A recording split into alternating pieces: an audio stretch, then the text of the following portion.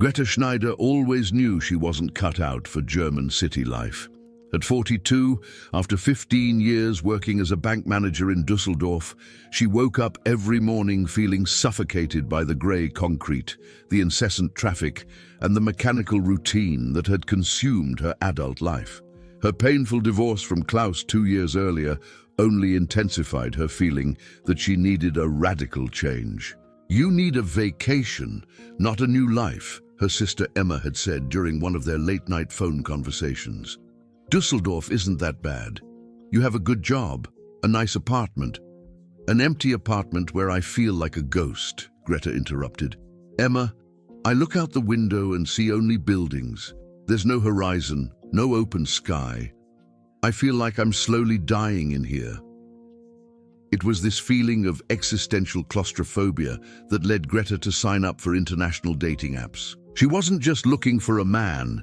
She was looking for a different life, a possibility of escape that she couldn't imagine within Germany's borders.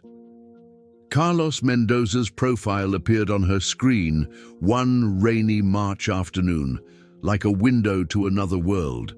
The photos showed a strong, dark-skinned 38-year-old man smiling under an endless blue sky, with green fields stretching to the horizon behind him. The description read, "Farmer and meat exporter, 10,000 hectares in San Luis, Argentina, seeking partner to share a simple, authentic life away from urban chaos." Greta stared at those images for almost an hour. The contrast between Carlos's life and her own was so dramatic that it seemed almost fictional. While she spent her days in an office tower, analyzing numbers on spreadsheets, he lived under the open sky, raising cattle, working with his own hands. Carlos's first message arrived 2 days later. "Greta, I saw your profile and was intrigued. A German woman who dreams of rural life. That's rare these days. Would you really give up everything to live simply, or is it just an urban fantasy?" The direct question surprised her. There were no obvious gallantries or empty compliments, just an honest question that went straight to the heart of her inner conflicts. "I don't know if I would have the courage," she replied. "But the fantasy seems more real than my current life." The conversations that followed over the next few weeks were unlike anything Greta had experienced in previous relationships. Carlos didn't talk about fancy restaurants or trips to exotic destinations. Instead, he described the sunrise over the pampas, the sound of the wind through the wheat fields, the satisfaction of seeing hundreds of cattle grazing on land that had belonged to his family for 3 generations. "Here, you know each season not by the calendar, but by the signs the earth gives you," he wrote in a particularly poetic message. "In the fall, the air gets drier and the cattle seek out the most sheltered areas. In the winter, you can see your own breath when you leave the house at dawn. In the spring, everything is reborn, not just the plants, but your soul as well." Greta read these messages during her lunch break, sitting at her sterile desk on the 22nd floor of an office building, and felt a deep longing for a life she had never lived. Klaus had never spoken to her like this before. He had never described a world where she could feel truly alive. After 2 months of daily conversations, Carlos made the proposal that would change everything.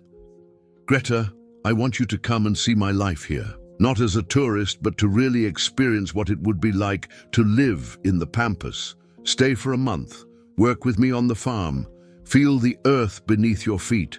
If it's not for you, I'll pay for your ticket back. But if it is, well, then we'll talk about a future together." The offer was tempting and terrifying at the same time. Greta had accumulated 5 weeks of vacation time that she had never used, always making excuses not to travel alone. But Argentina, a real farm, the chance to find out if her rural dreams were viable or just romantic escapism. "I need time to think," she replied, but she already knew what her answer would be. That night, Greta stayed up until 3 in the morning researching San Luis, Argentina. The images she found online seemed to confirm everything Carlos had described. Vast plains, immense skies, a landscape that promised freedom in a way Dusseldorf could never offer. By morning, she had made her decision. She requested time off work, bought tickets to Buenos Aires, and prepared for the adventure that could define the rest of her life.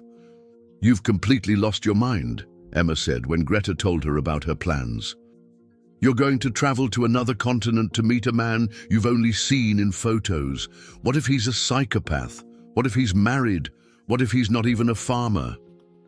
They were all valid concerns, but Greta felt something she hadn't felt in years: genuine hope. "Emma, if I don't do this now, I'll spend the rest of my life wondering, what if? I'd rather take the risk and find out the truth than die of curiosity in Dusseldorf." 2 weeks later, Greta was at Dusseldorf Airport, looking at the grey city through the terminal windows for the last time. In the next 14 hours, she would be on the other side of the world, on an Argentine farm, beginning what she hoped would be the first chapter of a completely new life. She had no way of knowing that she was flying straight into a nightmare that would test every fiber of her endurance and courage. The flight from Dusseldorf to Buenos Aires seemed to last forever, but when Greta finally landed at Ezeiza International Airport, she felt a rush of adrenaline she hadn't experienced in years. The Argentine air smelled different, less industrial, more organic, as if it carried the promise of a more authentic life. Carlos was waiting for her in the international arrivals area, holding a sign with her name written in large, legible letters. When she saw him in person for the first time, she felt immense relief. He was exactly as he appeared in the photos: tall, dark, with calloused hands that indicated real physical labor and a genuine smile that lit up his entire face when he saw her. "Greta! Finally!" He enveloped her in a warm embrace that smelled of leather and open fields. "How was the flight? You must be exhausted. We have a 4-hour drive to the farm, but I promise it's worth it." During the drive to San Luis, traveling on roads that gradually changed from urban asphalt to rural dirt, Carlos was the perfect tour guide. He explained Argentine geography, told stories about the region, pointed out landmarks, and always included personal details that made Greta feel like part of the narrative. "That mountain over there," he said, pointing to a distant elevation, "is where my grandfather used to take the cattle in the summer. He taught me how to ride a horse in these fields. My family has been on this land for almost 100 years. We are true Argentine gauchos." As they drove away from Buenos Aires, the landscape opened up impressively. Fields stretching beyond the horizon, a blue sky without a single cloud, and a silence that contrasted dramatically with the constant noise of Dusseldorf. Greta felt as if she were entering a movie where she would finally be the protagonist of her own life. "It's even more beautiful than I imagined," she said with the window open, letting the Argentine wind mess up her hair. "How can you work with all this beauty around you without getting distracted?" Carlos laughed. "You get used to it, but you never lose the magic. Wait until you see the sunrise tomorrow. There's nothing like it in the world."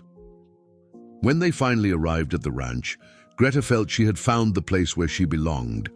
The property was exactly as Carlos had described: a main house built in the Argentine colonial style, with wide verandas and dark wooden beams, well-kept stables where magnificent horses grazed peacefully, and fields that stretched endlessly in all directions. "This is your home for the next few days," Carlos said, showing her a charming guest room with windows overlooking the pampas. "Early tomorrow, I'll show you how the farm routine works. I hope you brought appropriate clothing for rural work." Dinner that first night was magical. Carlos personally cooked a traditional Argentine roast, accompanied by local red wine that he produced himself on a small scale. They ate on the porch, under a starry sky that Greta had never seen before. Without light pollution, the stars looked like jewels scattered on black velvet. "In Dusseldorf, I can hardly see the stars," she said, in awe. "Here, It's as if the entire universe is visible.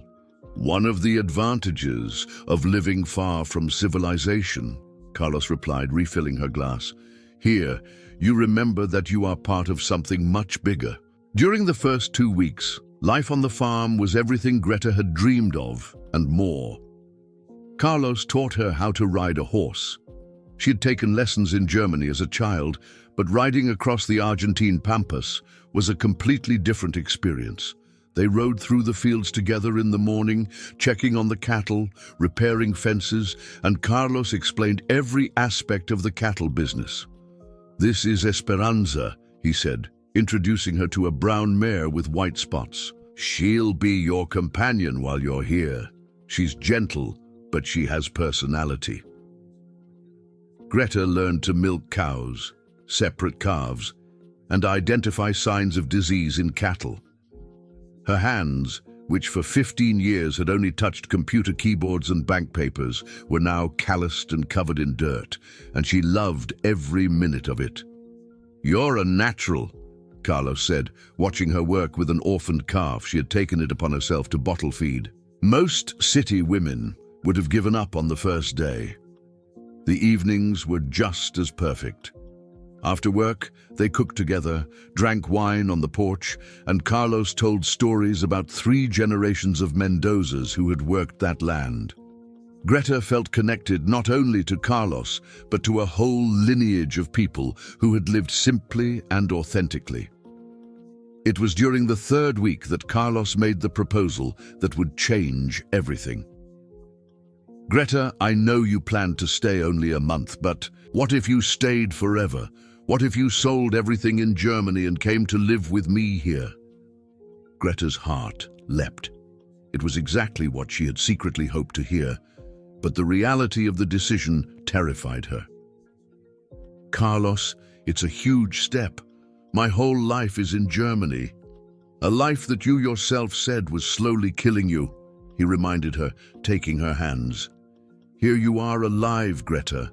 I see it in your eyes every day. You flourish in this land like a plant that has finally found the right soil."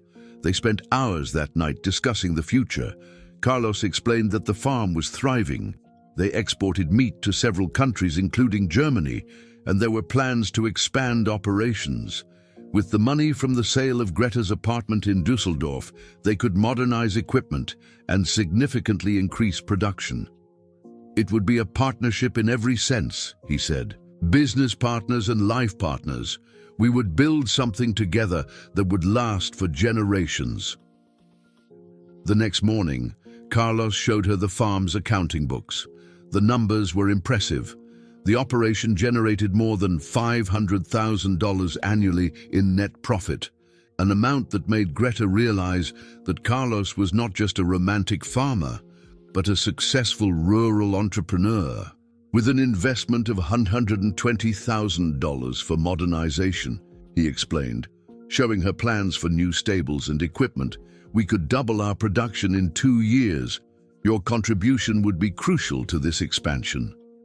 Greta knew she had exactly $145,000 in savings, the result of years of frugal living and the sale of some investments after her divorce. The idea of investing $120,000 in something so far removed from her experience made her nervous, but Carlos was keen to point out that this was not a personal favor, but a legitimate investment with a guaranteed return. "You're not giving me money, Greta. You're investing in our future together. This farm will be as much yours as it is mine." On the penultimate night of her planned stay, Greta made the decision that would change her life forever. Sitting on the porch, looking up at the Argentine stars that now felt like her stars, she said the words that would seal her fate. "Yes, Carlos, I want to stay. I want to build a life here with you." The smile that spread across Carlos's face was radiant, and the kiss that followed promised a future of happiness and adventure that Greta had never imagined possible. She didn't know that she was about to discover a completely different side to the man she had grown to love. Greta's return to Germany was tumultuous and filled with conflicting emotions. She had only 2 weeks to organize her entire life and sell her possessions before returning permanently to Argentina. The decision had been made, but executing it proved more complicated than she had anticipated. "You've completely lost your mind," Emma repeated for the 10th time as she helped Greta pack her belongings. "You've known this man for a month, and you're moving to another continent. You're going to invest your life savings in a farm in the middle of nowhere?" "It's not in the middle of nowhere," Greta replied, carefully wrapping the photo of her parents. "It's a legitimate and profitable business. Carlos showed me all the documents, all the numbers, and Emma, I've never felt more alive than I have this past month." The process of selling the apartment was faster than she had expected. The real estate market in Dusseldorf was hot, and her well-located property attracted multiple buyers. Within 10 days, she had closed the sale for $140,000, slightly above the appraised value. Quitting her job at the bank was both terrifying and liberating. Her boss, Herr Müller, tried to dissuade her from her decision. "Miss Schneider, you are throwing away a 15-year career for a romantic fantasy. What if it doesn't work out? How are you going to rebuild your professional life at 42? "Then I'll rebuild it," Greta replied with more confidence than she actually felt. "But if I don't try, I'll spend the rest of my life wondering, what if?" During those 2 weeks, Carlos kept in daily contact via WhatsApp and video calls. He shared updates about the farm, sent photos of the animals, especially the mare Esperanza, who he joked was missing her new German mom, and discussed detailed plans for the modernization they would undertake together. "I've already started talking to equipment suppliers," he said during an evening video call. "With your investment, we can start construction as soon as you return. In 6 months, we'll have the most modern operation in the region." Greta felt important and valued in a way she had never experienced in her years at the bank. There, she was just one manager among dozens. Here, she would be an integral partner in a venture that would grow through her direct contribution. The flight back to Buenos Aires in May was completely different from the first trip. This time, Greta wasn't visiting. She was going home. She had sold or donated almost all of her belongings, keeping only 2 suitcases of clothes suitable for rural life and a few personal items of sentimental value. Carlos greeted her at the airport with the same enthusiasm as the first time, but now there was a possessive quality to his embrace that she interpreted as deep love. "Welcome home, my partner," he whispered in her ear. "Our real life begins now." The transition to permanent life on the farm was easier than Greta had anticipated. Carlos had set up an office for her in the main house, where she could manage the financial aspects of the operation while he took care of the physical work. It was a division of labor that made sense and utilized the skills she had developed in the banking sector. "You understand numbers better than I do," Carlos explained, showing her stacks of financial documents. "I know how to raise cattle, but you know how to make money grow." In the first few months, Greta felt truly fulfilled. She modernized the farm's accounting systems, implemented management software that allowed each head of cattle to be tracked individually, and renegotiated contracts with buyers that resulted in 15% price increases. "You're a genius," Carlos said, when she showed him the improved third-quarter figures. "In just 3 months, you've already paid for yourself." The $120,000 investment was transferred gradually over the first few months. Carlos explained that it was better to make equipment purchases and improvements in stages to ensure better quality control and avoid problems with local suppliers. "In Argentina, business works differently than in Germany," he explained. "Here, personal relationships are more important than contracts. I need to visit each supplier in person, have a coffee, get to know their families. It takes longer, but it results in better partnerships." It was during the 4th month that Greta began to notice some small but disturbing inconsistencies. During a routine check of the accounting books, she discovered several transactions that she couldn't clearly categorize. "Carlos, there's $15,000 in expenses marked only as special operations. Can you explain what those are?" Carlos looked momentarily uncomfortable before smiling. "Oh, those are payments to local authorities. In Argentina, we sometimes need to, how do you Germans say it, oil the wheels to keep operations running smoothly." Greta frowned. "Are you talking about bribes?" "Not bribes," Carlos said quickly. "They're administrative fees, Christmas gifts for veterinary inspectors, small payments to speed up licenses. It's normal here, part of the cost of doing business." The explanation made her uncomfortable, but she decided to trust Carlos. After all, he knew the Argentine system much better than she did, and the farm was clearly thriving. It was also during this period that Greta met Sofia, a 19-year-old girl whom Carlos introduced as his niece. Sofia was beautiful, but there was something in her eyes that resembled a frightened animal. She spoke little, always kept her head down when Carlos was present, and seemed terrified whenever he addressed her. "Sofia is going through a difficult time," Carlos explained when Greta asked about the young woman's strange behavior. "Family problems. I'm letting her stay here until things work themselves out. It's important to help family, you understand." Sofia stayed in a small separate house on the property, and Carlos was very clear about one specific rule. It's best not to bother Sofia too much. She needs space to process her issues. Women can be complicated when they're dealing with family trauma. Greta respected the request, but she couldn't stop observing Sofia from a distance. There was something about the dynamic between Carlos and the young woman that bothered her deeply, although she couldn't quite put her finger on what it was.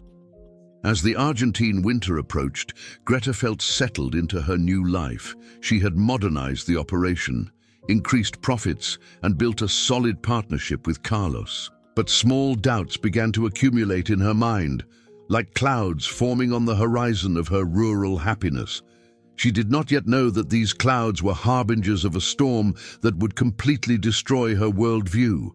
The Argentine winter brought a subtle but noticeable change in the dynamics of the farm. Carlos, who during the first few months had been attentive and affectionate, began to show aspects of his personality that Greta had not seen before. The changes were small at first: a harsher tone when they discussed business, impatience when she asked questions about unexplained expenses, and a growing tendency to make unilateral decisions without consulting her. "Greta, you need to understand that I'm the boss here," he said during a discussion about buying new horses. "In Argentina, farms operate as hierarchies. You can make suggestions, but the final decisions are mine." The statement surprised her. Throughout the entire process of cutting and investing, Carlos had emphasized that they would be equal partners. Now, he was establishing a power dynamic that reduced her to an advisory role rather than a managerial one. "Carlos, I invested $120,000 in this operation. Doesn't that give me the right to participate in important decisions?" "Of course it does," he replied, but his tone was unconvincing. "But you need to trust my local expertise. I know this country, these suppliers, this culture. You're smart with numbers, but for strategic decisions, you need to trust me." It was on a particularly cold July morning that Greta made a discovery that deeply disturbed her. She was organizing documents in the office when she found a folder that Carlos had left open on his desk.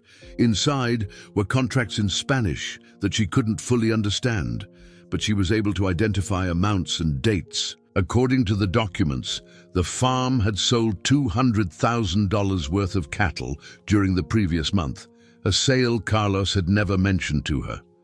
When she checked the accounting books she kept herself, there was no record of this transaction.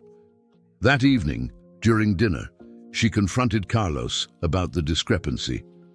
"Carlos, I found contracts for a $200,000 cattle sale that doesn't appear in our records. Can you explain this? Carlos's reaction was immediate and intense. His face darkened, and for the first time since she had known him, Greta saw something that looked genuinely dangerous in his eyes. Were you going through my private papers? I wasn't going through them. The folder was open on your desk. I was just organizing. Greta, there are aspects of this business that are complicated to explain to someone who doesn't understand how things work in Argentina. His voice had a veiled, threatening tone she had never heard before. Some transactions need to be discreet for tax reasons. Discreet? Carlos? We're talking about $200,000. Is that tax evasion? Carlos stood up abruptly from the table, his chair scraping violently against the wooden floor. Are you accusing me of something, Greta? After everything I've done for you? I brought you into my home, made you my partner, gave you a life you could never have in your dreary Germany. I don't owe you anything, Carlos. I invested my money in this farm. I work here every day. I have a right to know what's going on. The silence that followed was tense and heavy. Carlos studied her for a long moment, as if evaluating something. Finally, he spoke, but his voice was cold. Maybe you should consider whether you really want to be my partner, Greta. Partnership requires trust. If you can't trust me, maybe you made a mistake coming here. The implied threat was clear. Trust me blindly or leave. But leaving was not a simple option. Greta had invested all her savings and sold everything in Germany. She was financially dependent on the farm's success, and Carlos knew it. In the days that followed, the tension between them was palpable. Carlos became cold and distant, speaking to her only when necessary for operational matters. He also began to exclude her from meetings with suppliers and buyers, saying that business in Spanish is too complex for non-natives. It was during this period of ostracism that Greta began to pay more attention to Sofia. The young woman seemed even more frightened in recent weeks, and Greta noticed that she had lost visible weight. Whenever Carlos was not present, Sofia worked in the kitchen or cleaned the house, but the moment he appeared, she disappeared like a shadow. One afternoon, when Carlos had gone out to town, Greta decided to try to talk to Sofia directly. She found her in the laundry room, washing clothes by hand, even though there was a perfectly functional washing machine in the main house. Sofia, is everything okay? You seem worried lately. The young woman looked around nervously before responding in hesitant Spanish mixed with Portuguese. Señora Greta, yo... I can't talk. El patron, Carlos. He doesn't like it when I talk to you. Why wouldn't he? We're all women here. We need to support each other. Sofia began to cry silently, her tears falling onto the wet clothes. Señora, you need to be careful. Carlos, he's not a good man. Before Greta could ask any more questions, she heard the sound of Carlos's car pulling up. Sofia immediately dried her tears and went back to work, her posture stiffening with fear.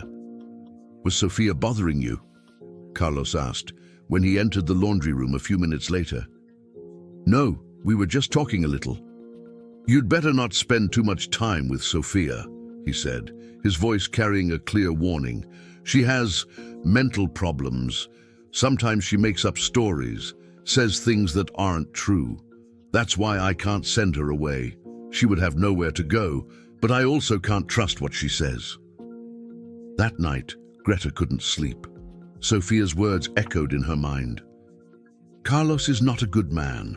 Combined with the hidden financial transactions, the increasingly controlling behavior, and the atmosphere of fear that seemed to permeate the property, she began to seriously question whether she had made the biggest mistake of her life. But she was trapped. No money to return to Germany, no home to return to, no job waiting for her. Carlos had created a situation where she was completely dependent on him for survival. and she was beginning to suspect that this was no coincidence. As she looked out the bedroom window at the Argentine fields that once represented freedom, Greta felt for the first time that she had traded an urban prison for a rural one. The difference was that this prison had infinite horizons, but the walls were much harder to climb. The next day, while Carlos was busy with the animals, Greta decided to investigate further. She knew there were important documents in Carlos's private office in the main house, a room he always kept locked. But she had noticed that he often forgot to lock it during the day, especially when he was working in the distant fields. Her opportunity came when Carlos took several workers to repair fences in the northern part of the farm, a job that would take at least 3 hours. With her heart pounding, Greta quietly entered the forbidden office. What she found there completely changed her understanding of the situation. There were folders organized by year, containing documents that told a very different story from the one Carlos had shared with her. The farm had not been owned by the Mendoza family for 3 generations. Carlos had purchased the property only 2 years earlier with money of questionable origin. Even more disturbing were the documents that showed the true extent of Carlos's discreet operations. There were records of cattle sales that had never made it into the official books, totaling more than $800,000 over the past 18 months. There was also correspondence with buyers in countries she knew to have dubious reputations for money laundering. But what really terrified her was a folder marked "Personal Staff" that contained documents about Sofia and 4 other women. The documents included photos, personal information, and what appeared to be contracts written in complex legal Spanish. Even without fully understanding the language, Greta was able to identify terms related to domestic services, mandatory residence, and terms of 5 años. Sofia was not Carlos's niece with family problems. She was a maid hired under terms that seemed suspiciously close to debt bondage. And according to the documents, there were 4 other women in similar situations on other properties that Carlos apparently controlled. The sound of an approaching car prompted Greta to quickly photograph the most important documents with her cell phone before rushing out of the office. She barely had time to compose herself before Carlos entered the house, sweaty and covered in dirt. "How was your morning, my love?" he asked. But his eyes were alert, as if he were looking for signs that something was out of place. "Quiet. I organized some numbers from last week." Greta forced a smile, hoping her voice wouldn't betray the panic she felt. That night she stayed up late, studying the photos she had taken of the documents. Slowly, a terrifying picture began to form. Carlos wasn't just a farmer involved in tax evasion. He was at the center of an operation that seemed to involve human trafficking, money laundering, and possibly even worse things. And she was stuck in the middle of it all, 12,000 kilometers from home, with no money, no resources, and now no illusions about the man she had learned to fear. The following week passed in a fog of controlled terror. Greta knew she had uncovered something monstrous, but she also knew that reacting rashly could put her in mortal danger. Carlos was clearly more dangerous than she had imagined, and she was isolated on a remote farm, far from any potential help. Her opportunity to learn more came when Carlos announced that he needed to travel to Buenos Aires for 3 days to take care of banking matters. It was the first time since her discovery in the office that he would leave her alone on the farm for an extended period. "Make sure Sofia keeps the house clean while I'm away," he instructed before leaving. "And Greta, don't let her fill your head with her fantasies. Sometimes she makes up dramatic stories to get attention." As soon as Carlos's car disappeared down the dirt road, Greta went to look for Sofia. She found her in the kitchen, preparing a simple lunch, but when she saw Greta approaching, the young woman immediately became tense. "Sofia, Carlos is away for a few days. Can we talk honestly now?" Greta spoke slowly, using the little Spanish she had learned. "I know something is wrong here. Please tell me the truth." Sophia looked around nervously, as if Carlos might appear at any moment, before beginning to cry silently. "Senora Greta, I can't. If he finds out I've spoken..." "He won't find out, I promise, but I need to understand what's going on. You're not really his niece, are you?" The question opened the floodgates. Sophia collapsed into a chair and began to tell a story that made Greta feel physically nauseous. Sophia had been recruited from a poor village in northern Argentina with promises of well-paid domestic work. Instead, she had been brought to the farm and forced to sign contracts that bound her for 5 years. "He says I owe him money for food, for room, for transportation. Every week the debt gets bigger. Él dice que si yo intento irme, la policía me arrestará por robo." Sophia showed marks on her wrists where she had been tied up. "Y cuando yo no hago lo que él quiere, él me castiga." Greta felt bile rising in her throat. "Sophia, are there other women like you?" "Sí, señora. There are 3 other farms. Elena is on the farm near Córdoba. Maria and Carmen are near Mendoza. All of us. We are all trapped like this." "Why haven't you gone to the police?" Sophia laughed bitterly. "Carlos pays off the local police. Besides, he threatens our families if we try to escape. My mother, my little brother, he knows where they live." Over the next few hours, Sophia revealed the full extent of Carlos's operation. He used the farms not only to launder money through fake cattle sales, but also as detention centers for young women he kept as forced laborers. Some were used for domestic work, others for purposes Sophia did not want to detail, but which Greta was able to infer with growing horror. "What about the German women, Senora? You're not the first." Greta felt her blood run cold. "I'm not the first German woman. No? 2 years ago it was Ingrid, an older woman like you. He said she was an investor like you. But after a few months..." Sophia shook her head sadly. "What happened to Ingrid?" "She started asking questions like you. She found papers like you. One day Carlos said she had an accident with a horse, very sad, but..." Sophia lowered her voice to a whisper. "I saw it. It wasn't an accident." Greta's world seemed to tilt. There was another German woman who had fallen into the same trap, and now she was apparently dead. "Sophia, where is Ingrid now?" Sophia pointed in a direction in the distant mountains. "There's a place there, a place where Carlos buries things he doesn't want people to find."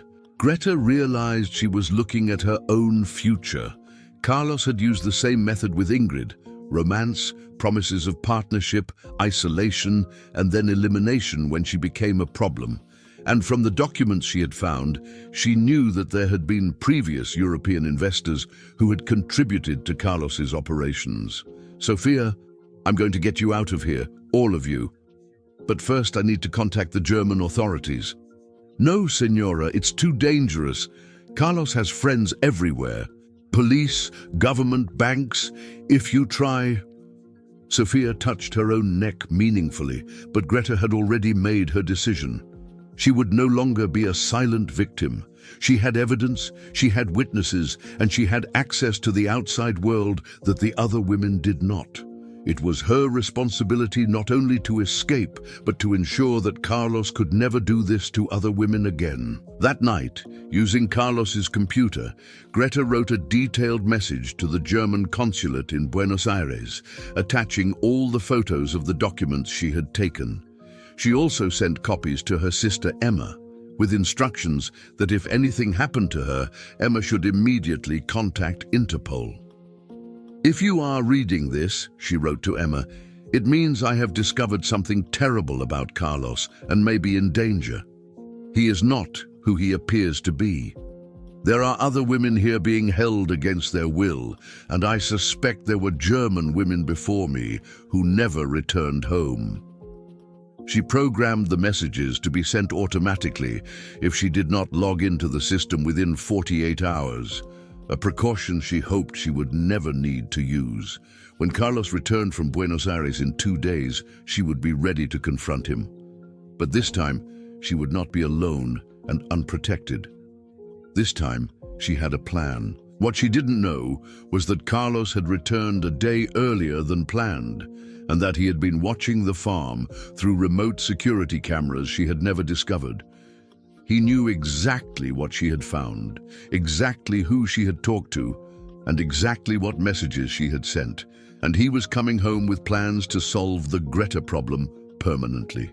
Greta woke up in the early hours of the 3rd day to the unmistakable sound of a car pulling up. Carlos had returned a day earlier than expected, and something about the sound of the engine, aggressive, urgent, immediately alerted her that something was wrong. She looked out the window and saw not only Carlos's car, but also a second vehicle with 2 men she had never seen before. Her heart raced. The automatic messages she had programmed had not yet been sent. There were still a few hours left before the 48-hour deadline. If something happened to her now, no one would know where to look until it was too late. The sound of heavy footsteps approaching the main house made her act on instinct. She quickly put on dark clothes, grabbed her passport and the little money she had hidden, and hid in the bedroom closet, leaving the door ajar so she could hear what was going on. "Where is she?"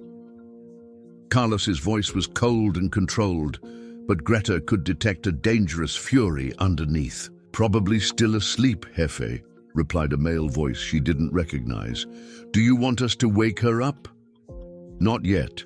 First, let's check what she really found out. Ramirez, go check my office. Look for signs that someone has tampered with the documents.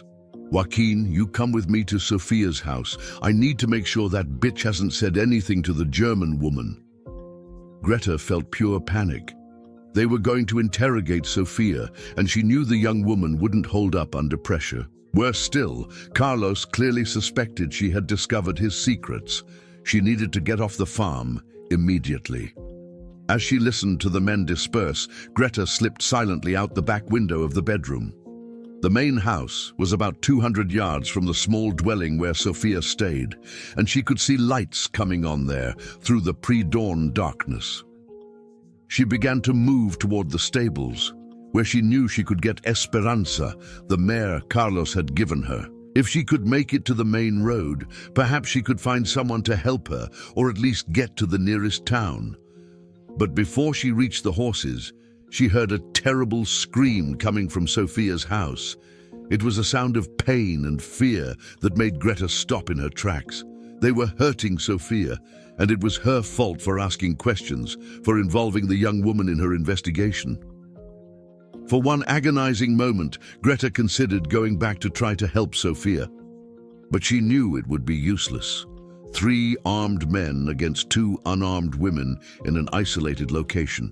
The only way to really help Sophia would be to escape and bring real help. She was almost at the stables when she heard Carlos shouting her name. "Greta, I know you're there. You can come out now and talk like adults, or I can send my friends to find you. And they're not as nice as I am." The threat was clear. Greta quickened her pace and reached the stable where Esperanza was. The mare recognized her immediately and approached her, as if sensing the urgency of the situation. Greta quickly put on a simple saddle, a process she had practiced hundreds of times in recent months. "If you run away, Greta, little Sophia will pay the price," Carlos shouted from somewhere closer now. "She already told me everything you talked about Ingrid, about the other farms. Do you really think you can blackmail me?" Greta mounted Esperanza and left the stable just as she saw flashlights approaching. She spurred the mare toward the open fields, knowing that her only advantage was her familiarity with the terrain after months of living there. "There she is, on the brown mare," she heard someone shout behind her. The sound of car engines roaring to life made her look back. Carlos and his men were trying to follow her by car, but in the open, uneven fields, Esperanza had a significant advantage. The mare knew every hole, every stream, every obstacle on the property. For the next hour, it was a desperate chase across the Argentine pampas. Greta rode as she had never ridden before, using everything Carlos had taught her about moving across the countryside to keep her pursuers at bay. The cars could pick up speed on the flat parts, but they were forced to slow down or make turns on the more difficult terrain. As the sun began to rise, Greta finally spotted the main road in the distance, but between her and salvation lay one last obstacle, a river she would have to cross. Esperanza hesitated at the bank, sensing the strong current of the water. "Come on, girl," Greta whispered, stroking the mare's neck. "It's our only chance." Esperanza entered the water, fighting against the current. For a few terrifying moments, Greta thought they would both be swept away, but the mare was strong and determined. They made it to the other side, wet and exhausted, but alive. Across the river, Greta could see Carlos and his men standing on the opposite bank. They had lost the chase, the cars couldn't cross the water, and it would take several hours to find a bridge. But Carlos shouted one last threat across the water. "You can run, Greta, but you can't hide. I have your documents, your money, everything, and I have friends in Buenos Aires too. You'll never make it out of Argentina." 2 hours later, Greta arrived at the police station in the nearest town, riding Esperanza and still wet from the river crossing. Her appearance, a clearly panicked German woman riding a wet mare into a rural police station, caused immediate commotion. "Please, I need to speak to someone from the German consulate in Buenos Aires," she said in halting Spanish to the officer on duty. "My name is Greta Schneider. I am a German citizen, and there are women being held against their will on farms in this area." The officer, initially skeptical, completely changed his attitude when Greta showed him the photos of the documents she had taken. 2 hours later, she was speaking via video conference with the German consul, while a police operation was being mounted to rescue Sofia and investigate the other farms mentioned in Carlos's documents.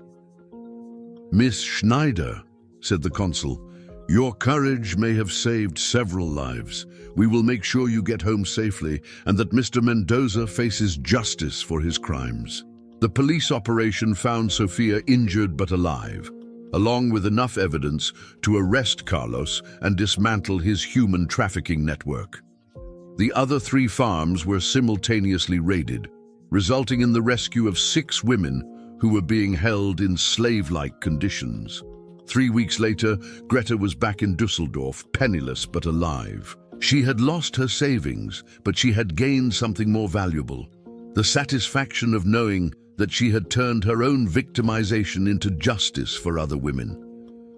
Carlos Mendoza was sentenced to 25 years in prison for human trafficking, money laundering, and murder. Ingrid's body was found exactly where Sofia had indicated. His network was completely dismantled, and the women he had kept as slaves were freed and given assistance to rebuild their lives. And on a small farm in the Argentine pampas, a brown mare named Esperanza grazes freely, cared for by an NGO that works with victims of human trafficking, a living monument to the courage of a German woman who refused to be just another silent victim.